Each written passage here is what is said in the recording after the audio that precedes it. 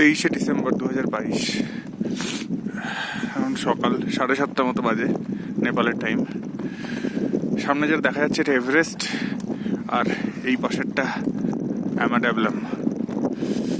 Everest আর অ্যামাডাবলাম এখান থেকে যতটা ক্লিয়ার, মানে ওয়েদার ঠিকঠাক থাকলে ততটাই ক্লিয়ার এদিককার আরও বেশ কিছু পিক। এটা একটা যাকে বলা অ্যারিনা অফ পিকস।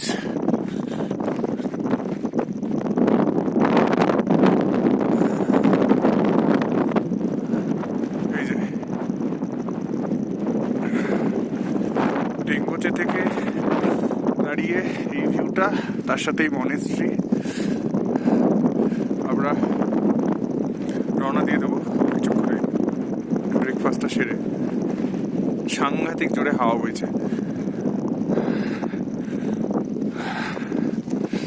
ঠিক আছে, বাকি আবার ব্রেকফাস্ট